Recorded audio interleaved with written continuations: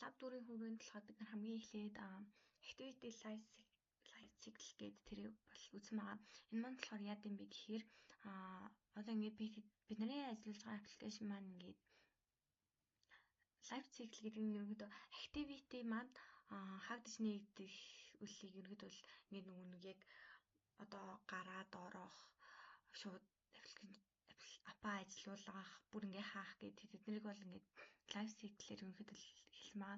Тэгвэл та тэднийг болохоор ерөнхийдөө яг энэ нэг апаа ажиллуулж захтаа шууд ингээд харчиж болдог. Тэрийн энэ log cat дээрээ энэ нэг log debug-аараа ерөнхийдөө ингээ харсан. Тэгээд энэ дээр болохоор ингээд яг шууд нэг on activity cycle маань дотроо ерөнхийдөө бол on create, on start, on resume, on restart, on pause, on stop, on destroy гэдэг юм байгаа.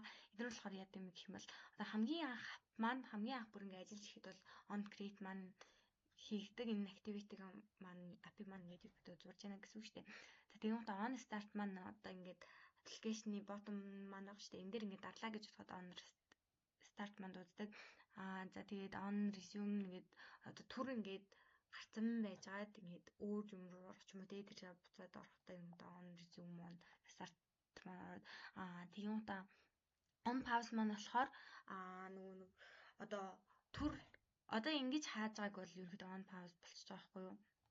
Ингэж хаад эсвэл ингээ home дээр байхад бас on pause болоод бүр ингээд аппликейшноо бүр ингээ хаагаад орхичих юм бол on stop болчихж байгаа. За эднэрийг маань бол яаж харах вэ гэх юм бол одоо энэ дээрээ шууд ингээд log get дээр бол ерөнхийдөө ингээд хараад авчдаг байгаа. За тэгэнгუутаа дараагийнх маань юм бол одоо энэ үгний үгсийг өөрчилдөг. Тэгээд үг тавьдаг ерөнхийдөө аппликейшн байгаа. Тэгэнгуутаа энэ дээр маань болохоор бид нар үзэж байгаа юм гэх юм бол view model орж ирж байгаа. View model маань яа гэм гэх юм бол түрүүний нэг activity life cycle маань ингээд ажиллаж явах үед голоос нь ингээд нэг өгөгдөл маань хадгалагдахгүй үлдэх, алдагдах тийм юмнууд бол явдаг. Тэгээд тэрийг бол ерөнхийдөө шийдэхдээ юу яачих байгаа.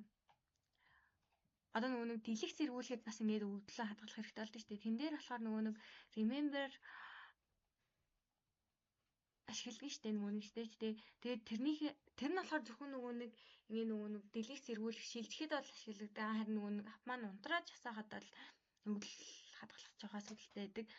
Тэр асуудлыг шийдэж байгаа юм нь болохоор view model байгаа. Тэгээд энэ дээр болохоор нэг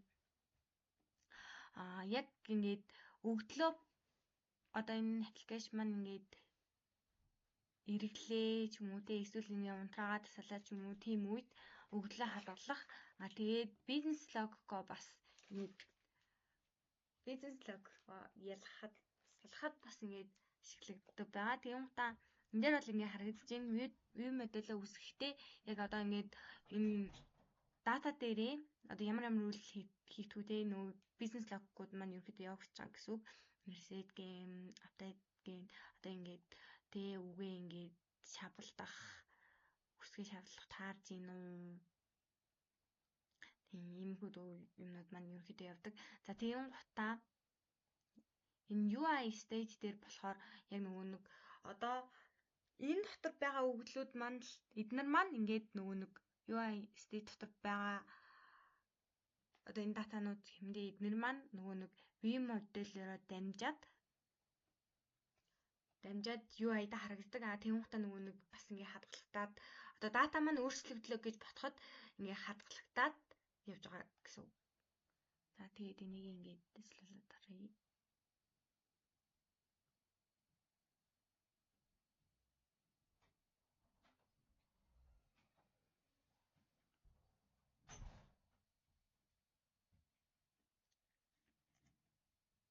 За одоо ингээд үг маань гарч ирж байгаа. За тэгэнгуутаа ингээд skip-лээд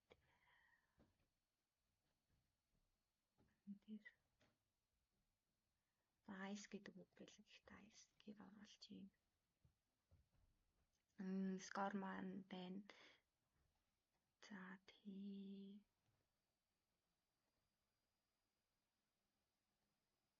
За одоо ингээд нөгөө нэг тоглоом маань дуусчлаа гэж ботход play again дээр дарахад ингээд бүгд